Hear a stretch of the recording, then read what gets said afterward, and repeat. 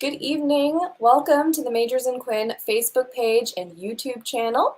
My name's Annie. I'm the events coordinator at Majors and Quinn Booksellers, which is an independent bookstore based in Minneapolis, Minnesota. If this is your first virtual event with us, welcome. If it is your seventh, welcome back. 20th, whatever. Thank you so much for your continued support of our events program and all the forms it's taken over the past couple of years. We're very pleased to be offering this virtual evening with poets and prose writers tonight, particularly celebrating the release of Ayesha Raees's Coining a Wishing Tower, which is a beautiful new book of poetry and prose. Yeah, there it is. So pretty. So I'm going to be introducing our first speaker, and then I'll be back on throughout the evening to introduce the rest. And then if you are watching on Facebook or on YouTube, you do have the option to say hello or ask questions through the comments or the chat function. So please do that. Tell us where you're watching from, and then we will try to take a few questions at the end of the hour. So you can write those at any time, and we'll get to as many as we can. We have questions for any of the readers this evening or all of them. And I will also be putting some links to learn more about their writing and where to purchase their books into the comments as well, so you can find out more about their work. So first off, I am going to introduce our first reader tonight, Natasha Raees, the author of Latitude, selected by Ada Limon as the winner of the 2021 APR Honickman Book Prize, the recipient of a 2021 Ruth Lilly and Dorothy Sargent Rosenberg Fellowship from the Poetry Foundation. She has also received support from Breadloaf and the Vermont Studio Center. Her work appears in The Nation, American Poetry Review, the Yale Review, and elsewhere. She lives in Brooklyn. Please join us in welcoming to your screens Natasha Raees. Wonderful. Thank you so much, Annie, and thank you for hosting, and congrats, Ayesha, on this amazing book. I'm so excited. Okay, so I will just read a few poems from my collection. Let's see. Okay, the first one is called Fullness and Hunger. My father orders the crab croquet, and I am quick to correct croquette for the white waiter pouring water coquettishly. Last summer in England, I watched my brother grip a mallet on the manicured lawn of his new life, while my parents learned the rules to this ballet, beaming, and I sipped gin. My father's face when he hit the ball through the wicket. My father's face now, the slipped grin. My father's face in my face. I can be wicked, I begin to say, but it sounds like crickets. It sounds like nothing at all, though both our mouths are moving. Okay, the next one is called Divine Transformation. Watching Jane nuns sweep peacock feathers across the earth, I wanted to become one of them. I was pupil, shifting in the uniform of my larval skin. The nuns practice ultimate nonviolence, brushing the floor with fallen feathers, cotton broom, unbleached wool to avoid bruising any insect. It was, to me, an obvious way to live, before I saw myself as small, inelastic. I was large with guilt. Why girl? Why not mouse, moth? My mother asked, "Where do you see yourself in 10 years?" And I said, barefoot, forest floor, fostering compassion, wearing a muslin cloth over my mouth to avoid swallowing some winged thing. I didn't auspicate the apartment in Brooklyn, sponging blood from mosquitoes off my wall. Could not imagine I would cultivate a new cruelty. Not just obvious roach spray and rat trap, but killing the unobjectionable, gnats and fruit flies who inhabit this arbitrary world for just a breath. Last week I ate exclusively the unborn, salmon roe and quail egg in one luscious bite. The distance between what I thought I was and what I am grows. I could have been a kind of fly. I could have been kind.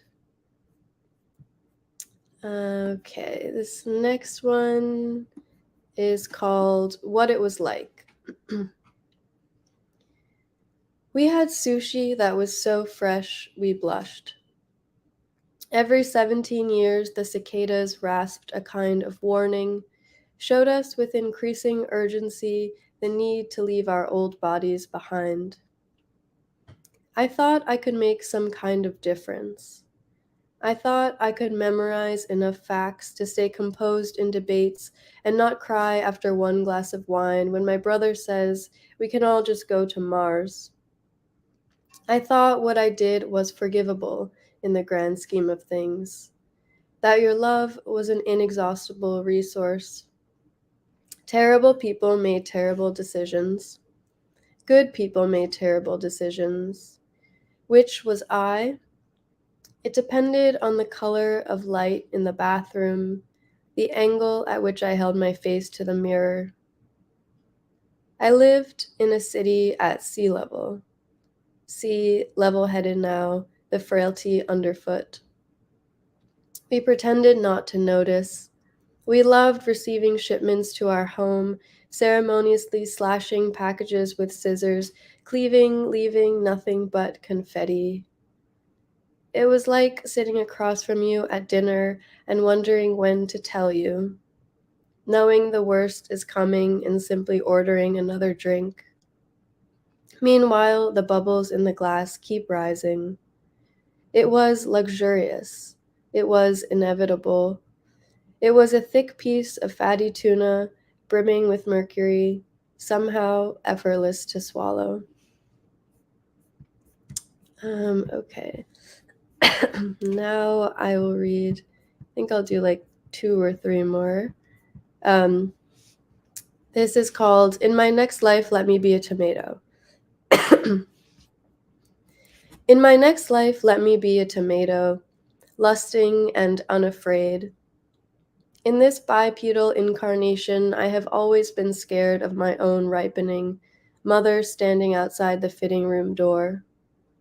I only become bright after Bloody Marys, only whole in New Jersey summers where beefsteaks, like baubles, sag in the yard, where we pass down heirlooms in thin paper envelopes and I tend barefoot to a garden that snakes with desire, unashamed to coil and spread.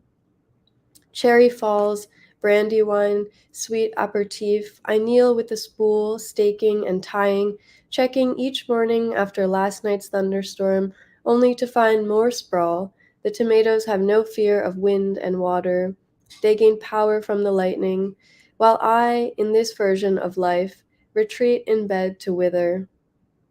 In this life, rabbits are afraid of my clumsy gait.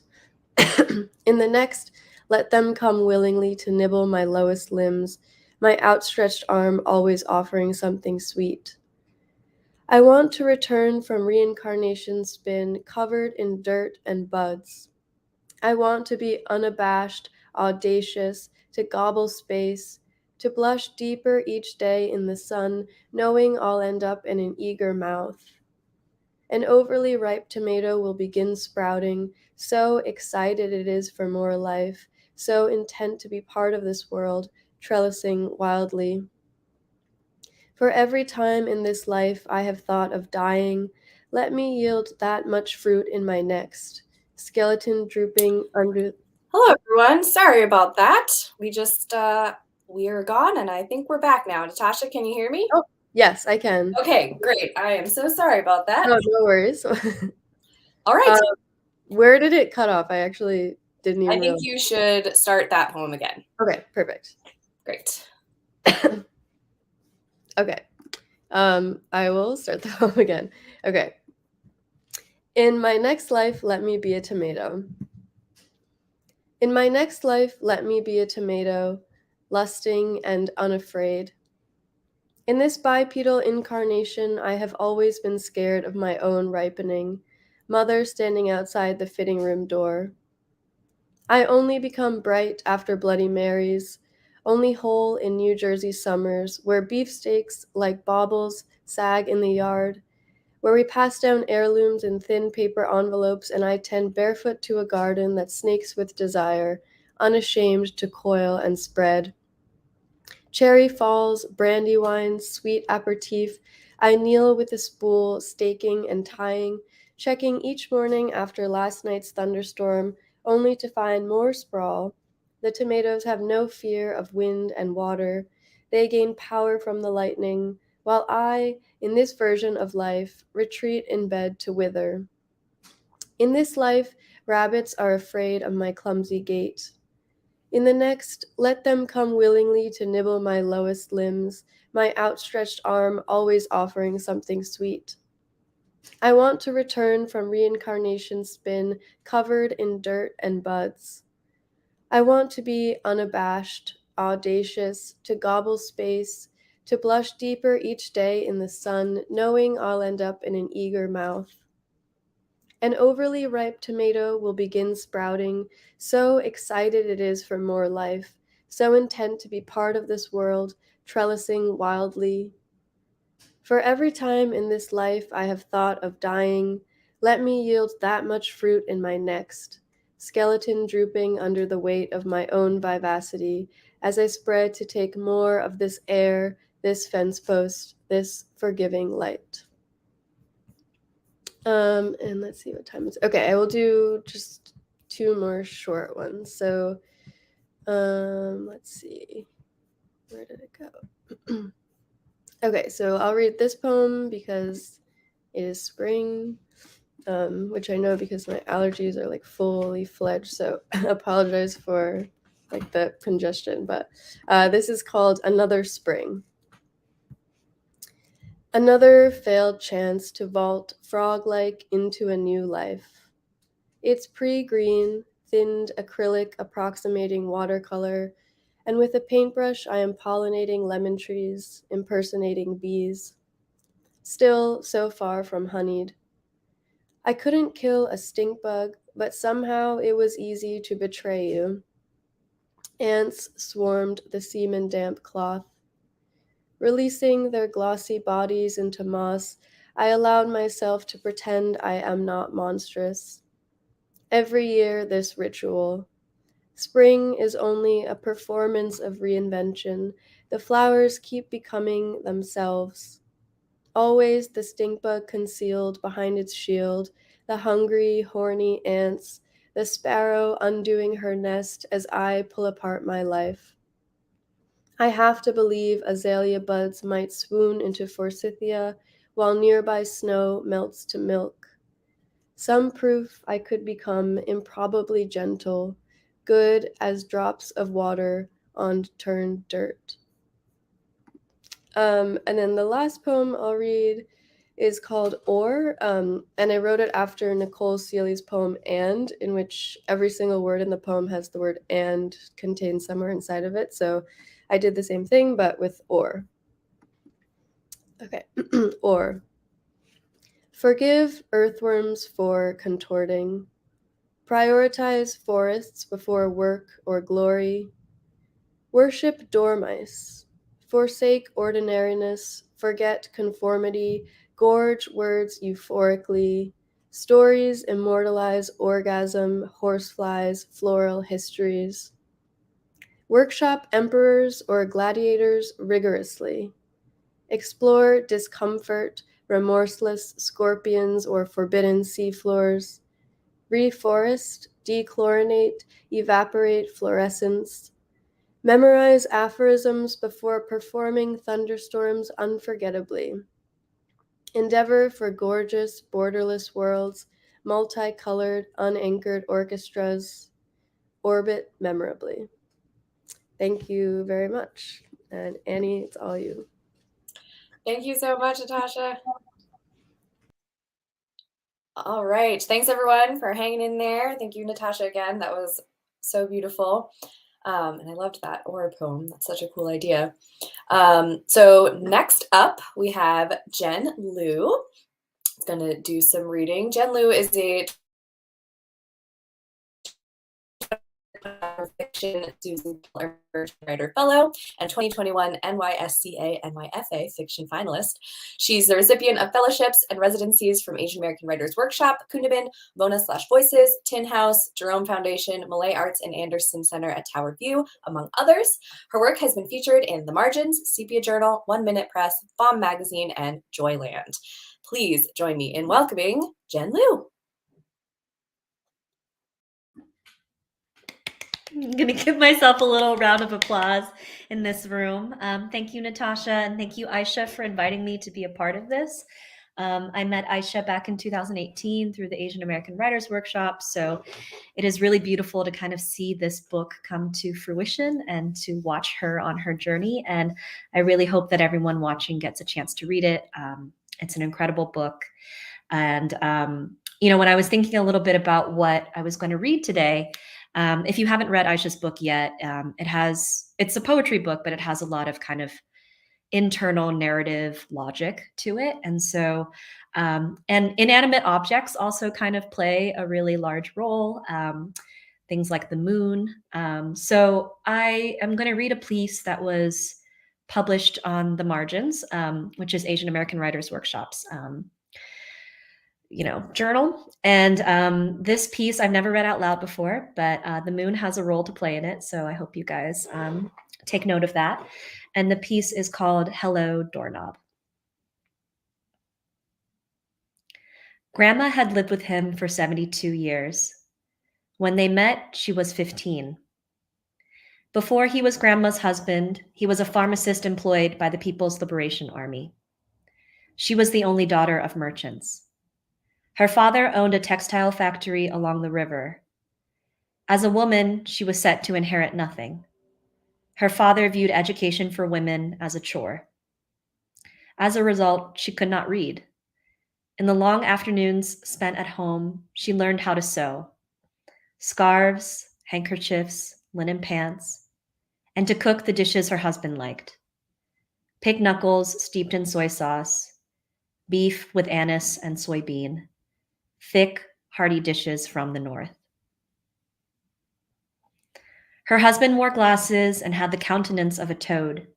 His lips were heavy, and he had cheeks that drooped. Sex between them was fast and easy, but not without its tenderness. Every so often, he cupped her chin in the palm of his hand. Every so often, he kissed the bridge of her nose. She may have been beautiful, but she did not think much about her looks. As a girl, her family could not afford photographs, even the ones printed as small as postage stamps. When the revolution came, her family lost the factory, and her brothers migrated south. They packed their homes on their backs and left in the middle of the night to try their luck in other cities.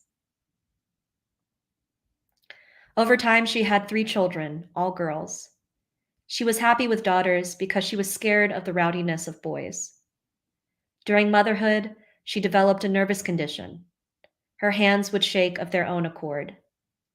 The girls were sweet, but none of them looked like her. They were in and out of the hospital for malnutrition. Their menstrual cramps made their heads throb with pain. During the war, she sent her youngest daughter away to be raised by her mother until they could afford to be reunited again. Her husband was patient and alert to her moods. He did not talk much when he was home. She liked to complain as she did her housework. She talked aloud to her daughters. When her daughters left for school, she talked aloud to the empty house. Hello, doorknob. Hello, toilet. She was drawn to what little security their family possessed. She wanted to fix the balcony's sliding door. She wanted a radio that talked like her neighbors. She was envious of the sound as she mopped. She kept the screen door open to catch snippets of opera songs. She got lost in the tales of trickster gods stealing heaven's fruit and courtesans who sang to the moon. She went to America once to meet her oldest daughter's first child. The infant was loud. She was a rough, hairy thing who loved to grab at toys. When the baby clutched her pinky in its tiny fist, tears of gratitude leaked from Grandma's eyes.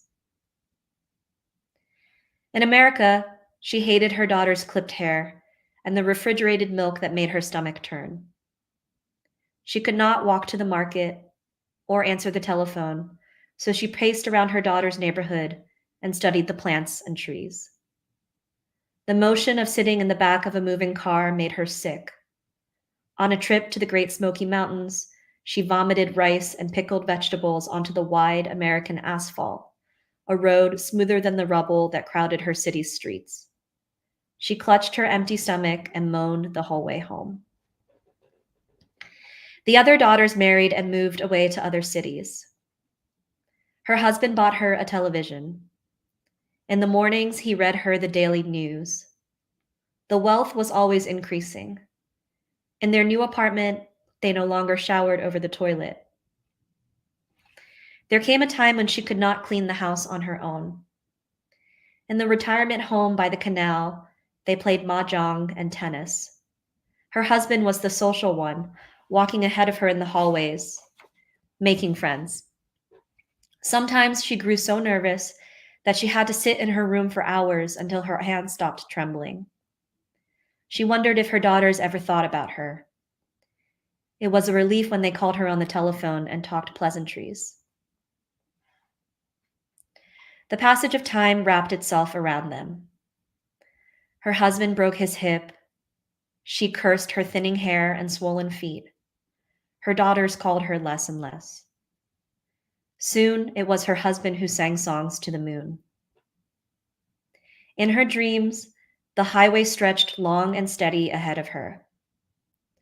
The radio in the car played the song of a woman yearning for heaven's fruit. She regretted the fact that she had never learned how to read. There was nothing else to keep her company now but the echo of her own voice. In all their years together, she had never said, "I love you." She had kept her attention fixed on inanimate things, buying powdered milk for the girls, using government stamps for bad meat. In the morning, she woke up and spoke aloud to her empty room. She tapped her head on the bed frame and sang, "Hello, husband. Hello, child. Hello, moon." All right, that's it for me. Thank you, Jen. Thank you so much. And I'm hearing that my beginning of your intro was cut off. So I'm going to see it again. For those of you who missed it, I will not be foiled. All right. Jen Liu is a 2021 to 22 Center for Fiction / Susan Campbell Emerging Writer and a 2021 NYSCA NYFA Fiction finalist. Thank you. All right, and now we are going to bring to the screen Ayesha Raees, who is going to read from Coining a Wishing Tower. Ayesha Raees identifies herself as a hybrid, creating hybrid poetry through hybrid forms. Her work strongly revolves around issues of race and identity, God and displacement, and mental illness while possessing a strong agency for accessibility, community, and change. She cultivates relationships between poetry and the image through theatrical performance, filmic visual imagery, paint, and documentary photography. Raees currently serves as assistant poetry editor at AAWW's The Margins and has received fellowships from Asian American Writers Workshop, Brooklyn Poets, and Kundiman. Her work has been published in Poets.org, Nation, Gulf Coast, and elsewhere. From Lahore, Pakistan, she currently shifts around Lahore, New York City, and Miami. Her debut hybrid book of poetry, Coining a Wishing Tower, won the Broken River Prize, hosted by Platypus Press in 2020. And please welcome to your screens, Ayesha Raees. Hello, everyone. I don't even know where to start. I feel like going last always makes me go like, this release happens into the air, and I'm like enamored absolutely by Natasha's and Jen's reading right now. So thank you for that. Honestly, like beautiful, just insanely beautiful forms of work, and like your delivery has just been like, it's just like I'm just gushing. I was gushing and I was like doing this, but I realized you guys couldn't really see me. Well, thank you so much, Annie. Thank you so much, everyone at Makers and Quinn, and thank you everyone who tuned in. Just wanted to like flaunt the face of this book, which has a spine as well. So I was like, if the book has a spine, it feels like it has its own little like body. I don't know. So thank you so much for having me. And I wanted to do a little bit of an introduction to the kind of work this book has because it's kind of like it is poetry. However, it's really like hybrid in nature. It has like all these like strings attached to it, like it's fragmented. It's kind of like, I don't know, I feel like I do not like identifying or putting an identity to the body or word because I want the reader to create a relationship with the work and then find in it like that identity. However, it has these elements of kind of like like characters, like very prose like narrative qualities. So there are characters of a house mouse, godfish, the moon, with Jen kind of like connected with, and the sun. There's a cat, and there's a house in New London, Connecticut, and like the speaker and the family. The speaker is obviously me. I can't run away from that. So, and this all it kind of like strings together in like kind of these realms of um three kind of like of the realness and like the surrealism and the imaginative, and they all kind of like talk about basically the themes of death and afterlife, and not just like in a more conventional understanding of like, oh, we're gonna die. Also just like how often like we live in this world and we kind of like when we leave a country, when we leave a city, when we leave the nest, when we leave our parents, when parents lose their child in various ways, how that kind of like that is a form of kind of like an ending of sorts, but there's also kind of like an arrival on the other end, kind of like a rebirth. So it kind of like deals on the philosophical interrogated level of an understanding towards that kind of like birth and uh I guess I wouldn't want to say like ending of sorts, but like kind of like a loop of sorts of like going on in that way. Um, and because the book is very fragmented, it would not really make sense to kind of like read it very in a linear way. So I've been doing, and it's kind of like a moment of like great discovery for myself too when I read it. I kind of read it and then I flip and then I read it again and I flip, and it's kind of like finding that kind of like connections for myself, for you, and like having those strings kind of come together. So I wanted to do a little ad lib just because I won't be speaking in the middle. And I will now begin. Oh, also in real life, I kind of give this book to you guys to like write wishes on it. So I've had like a lot of beautiful wishes that people have been writing. So if you want to like write in the comments your wishes, I would love to like read them later. It would be like really lovely. Okay, I will begin. 4. Ghosts, fractured lands, parental shade.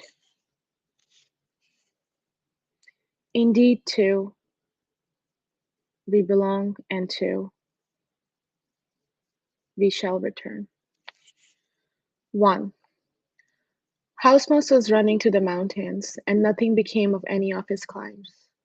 Every peak held another peak, and every reach held another reach. At the end of all possible height, Housemouse found itself inside a tower. The tower looked like a black elongated box, sharp at the edges, smooth and silky on the sides. Behind all there was just was, a view called beautiful only because it was now distant. 2. My mother enjoys the healthiest bamboo broom. It cost her 15 rupees and only 5 calories were lost during the Battle of Bargain. I'm not in her army, but she drags me into the field. The enemy's armor is poor, has a big gnawing hole right around where his heart should be. I do not believe 10 rupees more or less could change him or his life. Above me, the sun turns my country to a boil. I clear my throat. I start my training for bargains. I say to him, hello, assalamu alaikum. My mother hits me with the broom. 3. The moon waxes only for one goldfish named Godfish. Godfish lives in the crystal-clear aquarium behind the crystal-clear window of a giant wooden house in New London, Connecticut. Burdened with monotony, Godfish entices the moon. It strip-teases by floating upside down at night. Once the cat noticed this, believed Godfish had died, it ruptured the night with its cry. 4. Pakistan is the worst country in the world, but I am at the MoMA and staring at a Picasso. I hate my dirty shoes. My mother is very far, but I can still hear her every cough. On Fifth Avenue, I want to be important. I want to hammer a nail into the New York City sky. I want to hang myself on its wound. 5. House Mouse is dancing in the tower. The tower is an archaic tower with one window shaped as a slit in the roof. It is a glassless, breathless crack of a sunroof through which House Mouse cannot even see the sun full. Silence is not an option for the night. Crickets are cricketing and owls are hooting. There are fireflies on the ceiling and they're blinking. House Mouse has no language to describe this kind of disco. 6. The body is a temple, but only of a woman for a man who knows no prayer. My mother grew up in a foliage where an empty tree had nothing to do with the season. If the travel mustered a distance longer, there would be long stretches of golden sand. My mother once begged the sky for water and the land for grain. 24. No. 19. Something happened along the way to somewhere, and that something gave birth to a feeling of resignation that either takes over or shrinks to the tiniest thing without entirely vanishing. My father, in his dream, has been asked to duty. My father wakes to a new year with one rotting leg, his car split in two on the New Year road, with his eyes milking away a forever bruise. My father in an accident is just an incident we talk over on the phone. He chuckles at the dent he emitted on our planet. He no longer speaks of machines or flight. 20. To practice shame is part of the education. Close the legs, otherwise Satan will climb between them. Cover the head, otherwise Satan will take a piss on it. Hide the breast, otherwise Satan will convince the body every single breath the lungs take is full of seduction. In Masjid Aisha, I emerged washed and clean in a fresh abaya, and everyone said, Mashallah. 21. The tower's rock was no longer churning, and House Mouse feared liberation meant the tower was dead. House Mouse punched the walls and received nothing back, not even a cracked bone. The crickets and the owls muted, the fireflies fused. The silence seeped so deep into the night it turned mercilessly to give into the day without the bird's call. Through the roof slit, the sun did its job well. Beaming so strong, House Mouse felt a mock. The tower's final wish fulfilled was a wish that resulted in its own kill. 21.5. My mother says, without our faith, we are just a hollowing carcass. 22. A desire path is created through an inevitable erosion by an animal. It is a constant back and forth trot in the same narrow area. It is a natural act that connects two suffering destinations in their lack of constant hold. No one liked coming to the giant wooden house in New London, Connecticut, where the winter had a bad bite, the summer brought strange pesticides, and spring hardly lasted in the rain. There was no path, no trot, and no desire deep enough for any kind of create. 23. My mother covered my eyes and guided me towards the big black box. The first time you see the Kaaba, my mother whispered, filling my ears with an excitement rare for her disposition. Any wish you wish will come true. To orchestrate a desire from my heart is impossible, for I had practiced my wish of the first sighting to a degree my desire had turned dull and tired. Yet when the hands moved away from my eyes, I began my performance. In front of the towering box, sharp at the edges, smooth and silky on the sides, inscribed with gold Arabic, I performed my prayer. I widened my eyes. I gaped my lips. I cupped my hands. I muttered and coined my wish. My mother reminded me to blow it out after my Amin. This way it will reach the heavens faster. 24. The sun is an inevitable thing, a body of no real self, a star so full of duty it has burned its own conscience, its own soul, its own exist. For Godfish to fall in love with the big, yellow, bright, inevitable thing was, to Godfish, nothing but fate. Godfish believed the sun only warmed Godfish, was only attentive to Godfish, and left Godfish every night only to inevitably return to its side every morning. Godfish believed the morning twilight held the sun's robust blush for Godfish, and its evening twilight is shameful remorse for having to leave Godfish. One dawn Godfish wished, with Garrett heart, to go on a journey, for the air to become so thick with vapor, it would become an ocean. It would allow a big possible swim up and up towards the sun.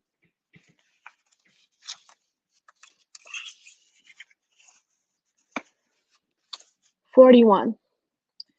The body is a vessel, the soul is context. Housemouse was surprised. It had died, yet it was alive. The conscience was halved, balanced in either too much clarity or too much blur. There was convolution, but also a linear path. It was like existing in all three states at once. Housemouse realized that death was again a journey. Can it be called life itself? Housemouse dipped in and out of memory, from one scene to the other. In one scene, Housemouse scurried outside a door to enter a corridor with no other door. When Housemouse started to run, the world started to run as well, leaving Housemouse behind. In this scene, Housemouse was in a field so lush it looked as green as if on the other side. In front of Housemouse was a house. Housemouse had once left for height. This was subconscious, Housemouse realized, its gaze getting larger and larger as the house itself grew larger and larger, beating with all the distance Housemouse had once climbed. 42. Google says there is something called a barzakh. When someone dies, like a mother, a father, a friend, a lover, the body goes into the earth and the soul enters an in-between, a period of wait, a journey that is determined by how good or bad one has been and therefore is. After that, two angels come to the soul for a quiz, and if the soul does well in the quiz, gets a good grade, the angels will accumulate a GPA to the very ninth of a decimal, which will determine the soul's place of exist. The soul gets to be in either an in-between that is heavenly, alien, or hellish, like the core of the earth, Sijin. Every quiz and grade determines a journey so special it is one of a kind. Google says Islamic Barzakh is like the Christian limbo. 43. Housemouse left its body, the tower left behind its concrete. What was left was time and occurring, suns and storming, disintegrations, erosions, quakes. One evening the tower in rock toppled. All that height once sought after turned into a dirt pile with a carcass inside. Now on the ground, every generation called it a burial site until it was no longer a site, but a mark on the land, disappearing gradually.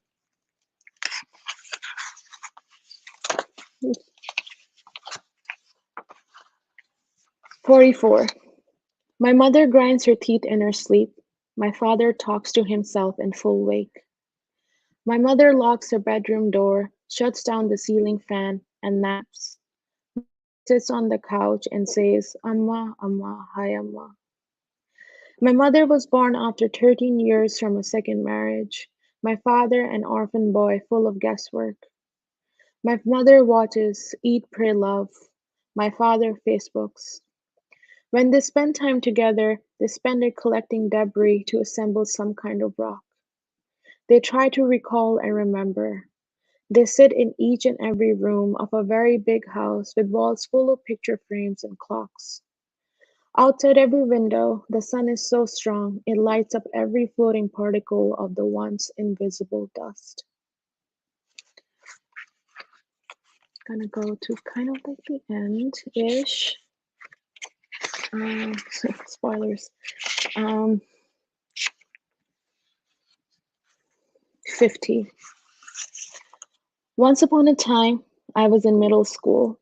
I wore uniforms, bought parathas for lunch, and studied good. My father woke me for school, made me breakfast, and was my driver, my carer, my machine. During morning car rides to school, my father did not allow open novels, last-minute homework, or tunes. This was the only time my father could talk the kind of talk other spaces stifled him out of. Other spaces where his say, he believed, did not exclusively belong to his own. The living room held the television, the dining table meals, my mother and my brother loud and about, every normal requiring performance, every normal gave him only exhaust. But the car which held us together, held us in the comfort of transitions, was a place where things said and unsaid could be said and unsaid. In the car, my father learned how to become a father. I'm mindful of time, so I'm going to just skip to my favorites. 52. Get along. My father tells me at the airport before my first flight. Get along with everyone despite everyone. My father tells me in the overheating car. Get along despite their gods, their skins, their thoughts. My father tells me, sobbing by the canal, his voice shaking on the phone. Get along despite the difference and the indifference. My father tells me as he packs my school lunch. Get along like a machine that is less human, less right, less wrong. My father, jobless again, zones out in front of the politicians barking at each other on the TV screen. Get along even if it's too quiet, too full of anticipation, too full of potential. My father runs a comb through my hair and braids it with blue and white ribbons. I am just 8 and I have an asthmatic chest that rattles all night, and everyone begs me to please don't die, to please breathe fine. EQ over IQ. My father types on the Facebook chat as America thunders against my bones, gives birth to throat lumps and ill-brained thoughts. No more fights, just nod and smile, and do what I could not do. My father's voice disappears from my hearing as the phone goes into static. Get along. And I would love to finish it with the last poem or section or fragment. Um, 56. There was a house. A wall divided a garden in two. The gate held a latch always unlatched. Inside, a car. Inside, a door. Inside, a couch. On the couch sat a body of age staring at a ticking clock. The ticking clock does the rating, rating, rating talk. There is a picture frame. There is no picture. There is no dust. The couch is covered in a white cotton cloth. The TV is on. The TV is gone. There's also another body of age. Then there is not. The house is so bright. The sun is so hot. The temperature is so high. The house is empty. The clock is gone. There is no body. There is so much dust. House Mouse is here. House Mouse has returned. Thank you so much.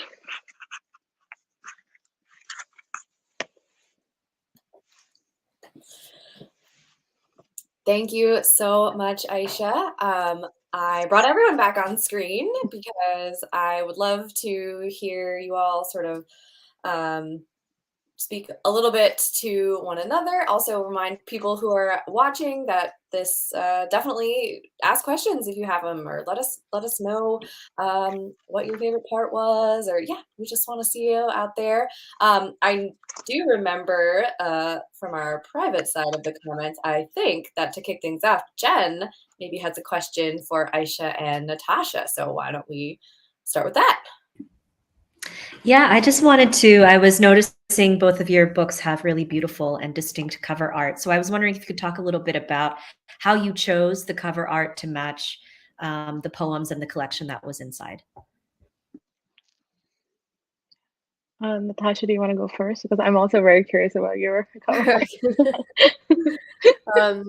Yeah, it was a bit of a frenzied process. Once I found out the book was going to be published, I had like about a month to figure out a cover, which was kind of I thought I would have more time than that. So I sort of like read through all my poems in the manuscript, and I didn't like keep a formal list, but I sort of made a mental list of the like nouns that appeared most, or just kind of images that. So there were noticed there were a lot of plants, there were a lot of kind of like backyard animals, and some food, and then fish was one of them. And I had like, yeah, just various like, I don't know, New Jersey domestic like creatures. And then I went on just a tear through Instagram actually, and was searching like on tags for, I knew I wanted like a watercolor, because I thought that kind of fit the sort of like nostalgic dreamy vibe of a lot of the poems. So I was just kind of looking through, and then I found a few artists who I really liked their work. I sent them messages on Instagram, and then sent them some poems, and was able to find this one artist in South Africa she did all these different like fish and birds and things like that. And so yeah, it worked out actually incredibly well, and she was super helpful. But it was like just kind of a whirlwind of I mean, I had no conception when I was writing the poems or making a manuscript of like, oh, here I should start thinking about a cover. But it was a fun process to just be like fully thinking about images. Yeah. Aisha, how about you? Yeah, that's really cool. I love like, like it's kind of we once the book's kind of like in the publishing, it's getting there, like we kind of step back as a reader and kind of find connections, right? And then try to like find a face to it, like an image. I think it was my journey was a little similar. I think my focus was just like trying to find like I want to do more like art instead of graphic, I guess. And I think I wanted to just like think about like give ode to like the kind of book it is. It's kind of like it has a narrative of sorts, and it's kind of like story like so I was kind of looking at artwork on Instagram all the time, and like kind of saving the ones that were like kind of had like this story going on. And I did reach out to a lot of people, and I think the cover art was definitely the biggest back and forth I had with my press, because a lot of them were like the artist ghosted us, like this is kind of like a genuine. I think there was one artist who was like send me the manuscript, and they read it and they were like, don't feel it. I was like, oh, don't say that. Like, that's so. I was like, but I'm like, they were like kind of like, I don't know much about poetry, however. So it was kind of like very interesting to like work with, like, see this like face of like the artist visual arts world, which I'm like not really as big of a part of. So I'm just like, wow, it's very different from the literary arts where we're like, yeah, here's everything. um, so it was, but I think amongst that kind of like the journey of sorts, I stumbled upon like an acquaintance friend from Pakistan who like did their MFA recently in the UK in illustration, and one of their projects was kind of like this kind of like spread, and they like talk about woman kind of, I wouldn't say empowerment, so but like just highlighting uh womanhood experiences in Asia, in South Asia. And I think I was really attracted to this like egg-like figure, which I felt like was kind of looked like a coin. And then there's a figure at the back. I was like just watching it, and there's like a little dot of yellow here in the spine. It's like I have a spine, which kind of like yellow is my favorite color. So kind of like this kind of like golden touch, like just on all that purple. So I felt like I was just like absolutely enamored by her Instagram, and I reached out, and she was like, it was great to like bring in like that kind of small Pakistani community into this form, and then globally in like the UK and America, it's just like all in one. So I think it just added to that, and that beautiful global communion of sorts. But yeah, I think I honestly lucked out. Her name is Isma Gul Hassan, and I'll send Annie her Instagram and stuff. And she's just brilliant, very intelligent, very thoughtful about what she makes. So I think I was like, yeah, she was like so into it. She's like, yeah, as long as I have my rights and like you pay me a little stipend, it's all yours. I'm like, "Ooh, okay, perfect. Like, that's what I'm talking about in the arts." Oh man, that's yeah. Do send me her Instagram handle and I will put it in the chat. So we have some thank yous here from Sarah, Anish, and Kim, just saying thank you all for sharing your wonderful words. And we have a question from Kim. As POC, people of color and women, do you feel an obligation to write to represent, or is it mainly to write to reflect personal reasons? I would like to hear from all of you about this. I can go start. If that's okay. Yeah, I think I don't really feel it's an obligation of sorts. However, I feel like I do feel obligated towards writing as authentically as possible, regardless of like whatever the market or trends. I try to like catch myself if I'm doing that. And I feel like whenever I like think about authenticity in my writing, it is kind of inevitable that my political self will come out, because the personal is political, political is personal. And like when I write about my family, it's kind of inevitable, like my country will come up, or my more like Muslim brought up will come up, or my memories will come up of that sort. And um I don't know, like when I write about my like journey through the American landscape, like all of this kind of like elements will also come up. So I think it's kind of like in that authenticity, I don't really think of like, oh, I'm gonna go represent POC women, so but I think it kind of like ends up happening anyway. And I think that's also very beautiful, and like a beautiful process for me, because very empowering for myself, because I think through writing authentically, I was able to get more in touch with my own identity as a woman, and as a POC, and as like slowly like also like spiritually, like having a more spirit of sorts, and just like whatever all like whatever I have like conflict inside of me, it gets resolved slowly. It's like a slow journey for me.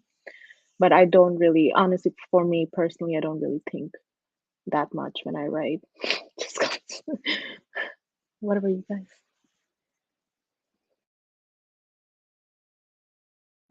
Yeah, I can jump in. I would agree. Same for me, Aisha. I think I don't like set out to write, a poem about XYZ, my heritage, my family, but then it comes through. And I think, yeah, authenticity is key. I just try to be like as honest as possible in the writing and as true to my own lived experience. So then if yeah, that's going to be part of it. I'm not going to like ignore certain aspects of my life, but I think the couple of times, in my MFA, when there was that pressure to like write the poem about your grandma making samosas or like that kind of thing, I like really pushed back against that. So I think, yeah, just to try and write the poems that feel like the most true and emblematic of my lived experience feels like the important work. So it comes through. Yeah, I think just to echo what both Natasha and Aisha said, I mean, I think when I write to represent myself, I am inevitably writing to represent a part of the many different identities that I am a part of. I think, we would all agree that no culture or ethnicity is a monolith. And so I don't write to serve and say that I myself am the example of a Chinese American woman's experience. But I think in capturing what I know and speaking authentically to myself, I represent one small facet of that large experience. I think it's a lot of pressure. I think writers and artists, if we're thinking along those lines, it creates an undue pressure that may or may not, curtail the creative process. I would also say, though, that when I think about my ideal audience, I try to write for, as wide of an audience as possible. But I do think first and foremost about people who look like myself, writing for somebody like my younger sister. And I think that thinking about that creates a bit of like intimacy and responsibility that I like as a writer. Like that is a way for me to think about identity that doesn't feel overbearing, but feels kind of natural and familial. And so in that way, I definitely feel like I want to write for AAPI women, like first and foremost. That is my audience. If anybody else connects to it, great. I love that. But my core audience is always going to be people who look like me. So I hope that helps. Yeah. Thank you all. Those were fantastic answers to a lovely question. I don't see any other questions, so I will just remind everyone that already in the chat and the comments are links to each one of the readers, either the how to get their book on their publisher's website or their personal website. I also just put the cover artist to Ayesha's book, her books artist's email, or not email, a website in there too. So check that out. And thank you again, all three of you, for this beautiful, beautiful evening. Thank you everyone for tuning in. This video will remain available on the Majors and Quinn Facebook page and YouTube channel. So if anyone wants to tune in later or missed it tonight, you can send them our way. It will be here until the death of the internet, which may come, who knows? So thank you all and have a wonderful, wonderful rest of your evening. Goodbye. Thank you, Thanks, Annie. Annie, so much. Thank you so much. Thank you all. Congrats, Ayesha.